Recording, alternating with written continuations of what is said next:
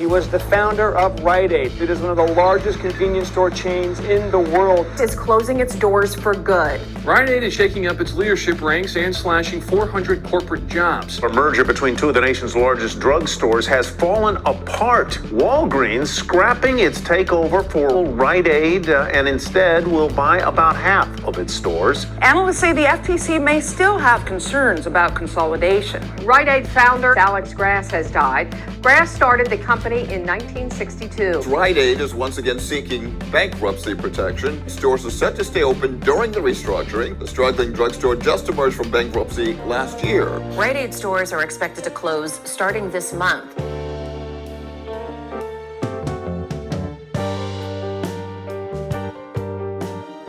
In 1962, U.S. federal legislation repealed the Fair Trade laws that fixed minimum retail prices on most products. This created an opening for discount stores, price wars, and intense competition.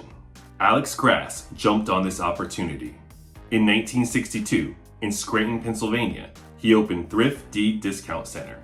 This was a discount drugstore that would eventually be incorporated as Rite Aid in 1968. By Christmas of 1962, Thrift D was making $25,000 each week. It tripled its first year projected sales of $250,000, earning $750,000. In 1963, Rite Aid opened 5 more drugstores, extending its market area to New York. By 1964, Rite Aid's market territory included New Jersey and Virginia. It doubled its store count, now having 12.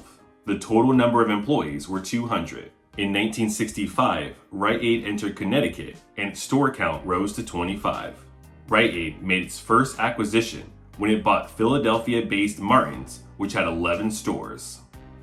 In 1969, Rite Aid acquired the 47-store Dahl Drug Co. out of Rochester, New York. The Rite Aid store count was now 117. On January 20th, 1970, Rite Aid was formally admitted to the New York Stock Exchange.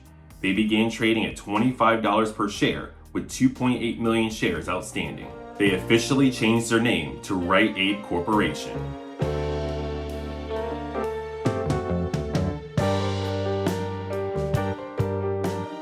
In 1980, Rite Aid's board of directors agreed tentatively to buy back as many as 1 million shares of Rite Aid common stock. The idea was to retain the shares as treasury shares to provide liquid assets that could quickly be translated into cash for acquisitions, funds for the employee stock option plans, and for any other corporate purposes. Rite Aid opened a 43,000 square foot addition to its finance and accounting building. In 1980, Rite Aid became one of the nation's largest suppliers of plasma. By 1981, Rite Aid was the third largest retail drug chain. In 1982, Rite Aid became the largest U.S. drug chain as measured by the number of stores and market share in New York, Pennsylvania, New Jersey, Maryland, and West Virginia. Rite Aid expanded its market area west by acquiring the 4-store Cochran Drugs in Columbus, Ohio, the 16-store Lomac Discount Drugstores, Inc. in Cincinnati, Ohio, and the 26-store Man Drugs of High Point, North Carolina. Rite Aid acquired the 5th largest toy store in the nation, the 128-store Circus World Toy Stores, Inc.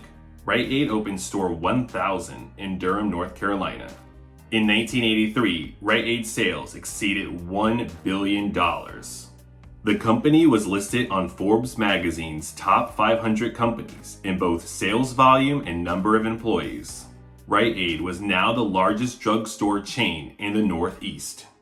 In 1988, Rite Aid purchased the balance of Gray Drug Fair from Sherwin-Williams, consisting of 356 stores across multiple states. Now Rite Aid had more than 2,100 stores and a better territory coverage. The company opened up its 5th distribution center, which allowed it to supply 450 stores in the Southeast. In April of 1988, Rite Aid acquired the Begley Company, consisting of 39 drugstores in Kentucky and 140 dry cleaners in 10 states.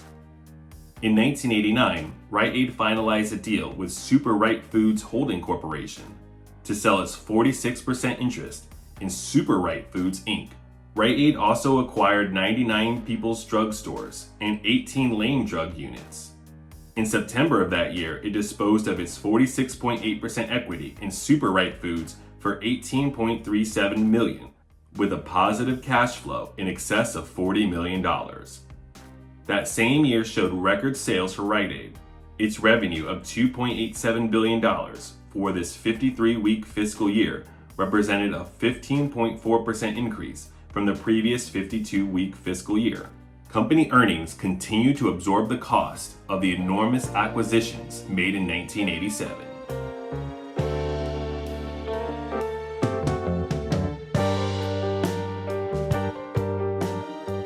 Martin Grass succeeded his father Alex Grass as Rite Aid's chairman and CEO in 1995. The company also shed 4 unrelated businesses so that they could focus on their pharmaceutical operations. In March of 1995, Rite Aid completed its largest acquisition yet. They spent $132 million for the 224-unit Perry Drug Stores Inc., the largest drugstore chain in Michigan. Perry had annual revenues of $735 million. This deal pushed Rite Aid's store count near the 3,000 mark.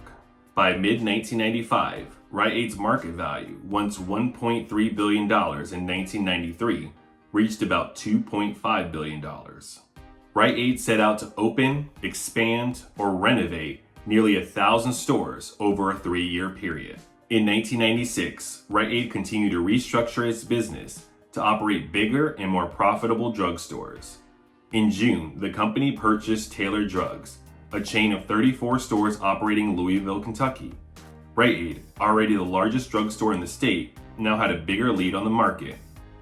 In November of 1996, Rite Aid entered a joint venture with SmithKline Beechman's Diversified Pharmaceutical Services to create mail order pharmacy services, a leading pharmacy benefits manager. This created another channel of distribution to offer prescriptions to select managed care customers. In December of 1996, Rite Aid had its largest acquisition in their history. They merged with Thrifty Payless Holdings Inc., which had sales of $4.4 billion in 1,007 stores in the western United States. It cost them $1.4 billion in stock and the assumption of almost $900 million in debt. Thrifty was the largest chain drugstore operator in California, Oregon, Washington, and Idaho. Rite Aid entered the southern region in 1997 by spending around $340 million for 2 privately held corporations, New Orleans-based K&B Incorporated and Tuscaloosa, Alabama-based Harco Inc. K&B operated 186 stores in Louisiana, Texas, and 4 other southern states, and had 1996 sales of $580 million. Harco ran 146 stores in Alabama, Mississippi, and Florida, and had $258 million in revenues in 1996. In 1997, in addition, Rite Aid opened 369 new 10,500 square foot prototype stores, which really seemed to pay off. During 1997 and 1998, Rite Aid owned more than 1,300 Thrifty, Payless, K&B, and Harco stores and began converting them. Many of these stores were older and outdated. The company began the multiple-year process of converting the units to the Rite Aid format. The company also increased its advertising cost in 1998, spending $200 million for the year. That was a 35% increase over the ad spend from a few years earlier. So with Rite Aid acquiring new companies, entering new territories, and increasing its market spend, everything seemed to be heading in the right direction.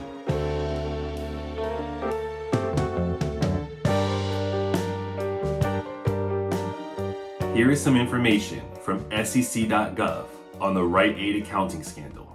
Rite Aid's former senior management team engaged in a financial fraud that materially overstated the company's net income for the fiscal years 1998, 1999, the intervening quarters, and the first quarter of fiscal year 2000. In addition, the former senior management team failed to disclose material information, including related party transactions, in proxy and registration statements, as well as a Form 8K filed in February 1999. Rite Aid's massive restatement was, and to this day, the largest financial restatement of income by a public company. Rite Aid periodically conducted physical inventories of retail stores. If the physical inventory count was less than the inventory carried on Rite Aid's books, Rite Aid wrote down its book inventory to reflect this shrink. In fiscal year 1999, Rite Aid failed to record $8.8 million in shrink. For retail stores in which a physical inventory was not conducted, Rite Aid recorded a shrink accrual, reflecting Rite Aid's estimate of the shrink during the period. In fiscal year 1999, Rite Aid improperly reduced the accrued shrink expense for 2,000 stores, resulting in an aggregate increase to income of $5 million.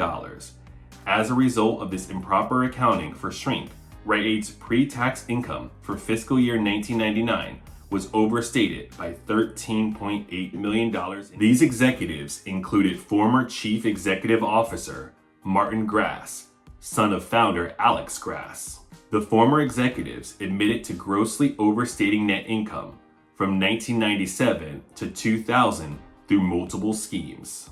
Grass was sentenced to 8 years in prison, one of the harshest punishments ever given in connection to an accounting-related crime at the time. Rite Aid was forced to restate its earnings by $1.6 billion.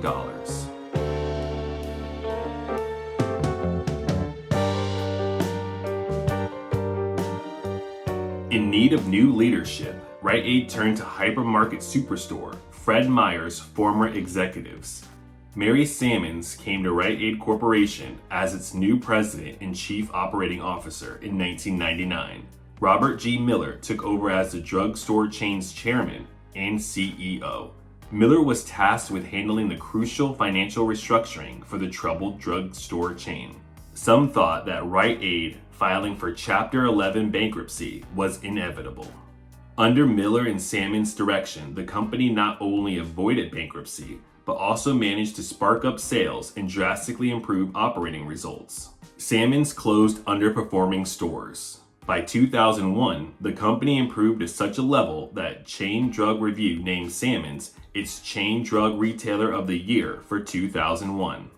Sammons devised a winning strategy to court pharmaceutical customers. This led to regular prescription fulfillment at Rite Aid stores, which led to steady sales and customers purchasing additional items while at the store.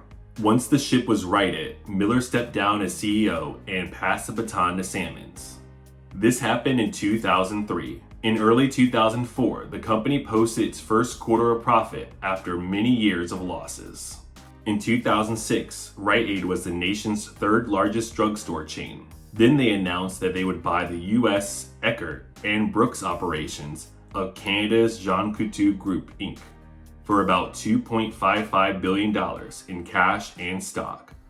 The deal made Rite Aid the largest drugstore chain on the East Coast, but still behind Walgreens and CVS nationally. After the acquisition, at its peak in 2008, Rite Aid had a total of 5,059 stores and employed 112,800 people.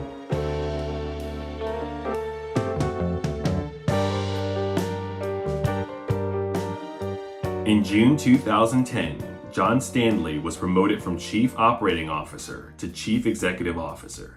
Mary Sammons stayed on with Rite Aid as chairperson.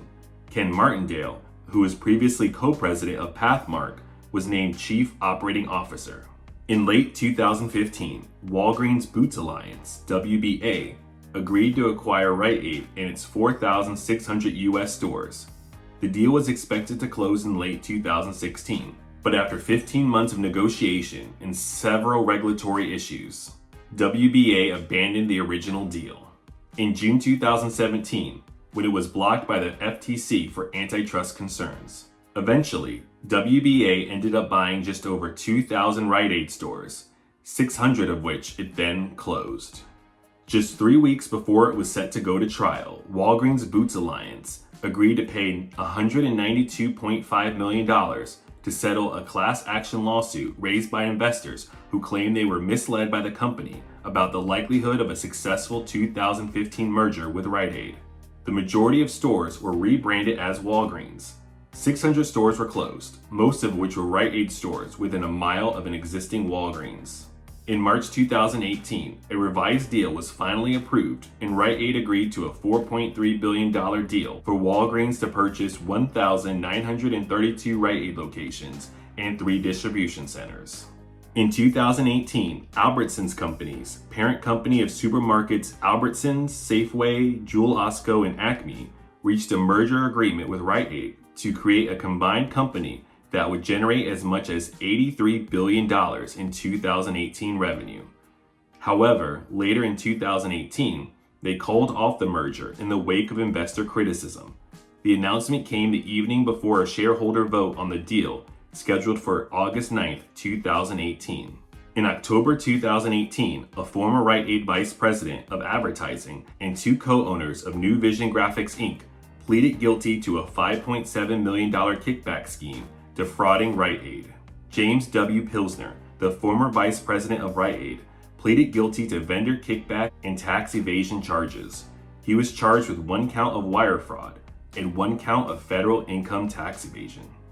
In October 2020, Rite Aid announced the acquisition of the privately held Bartell Drugs, a 67-location Seattle area chain, for $95 million.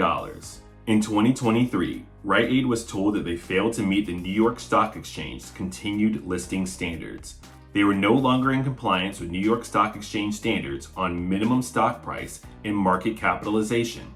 The New York Stock Exchange listing standards require a $1 average closing share price over a 30-day trading period. Rite Aid stock was trading at about 50 cents on the New York Stock Exchange.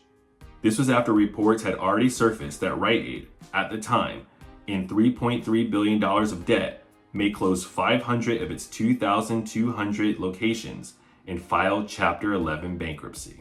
And in October of 2023, they did just that. It took them about a year to navigate through the Chapter 11 process. By September of 2024, they were able to cut $2 billion in debt and secure $2.5 billion in funds to keep operating.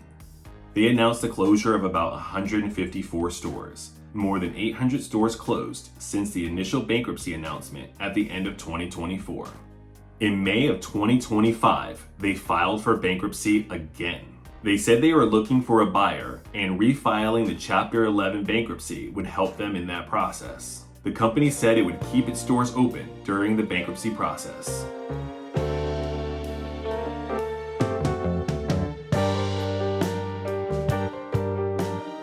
This time around, the market for suitors was not as strong as before, preventing any one company from entirely purchasing all of Rite Aid. Walgreens Boots Alliance announced in March that it would be taken private, following a run where its market cap had lost billions and more than 1,200 of its locations were closed or planned to be closed. CVS had closed more than 1,000 stores and undergone thousands of layoffs over the past several months. Instead, it looked more like companies would just pick the bones of whatever was left of Rite Aid. Rite Aid confirmed in May that it had secured a series of deals to sell off 1,000 of its stores to multiple pharmacy competitors, including CVS Health and Walgreens. The grocers Albertsons, Kroger, and Giant Eagle, which operate pharmacies at their stores, will buy assets from Rite Aid as well.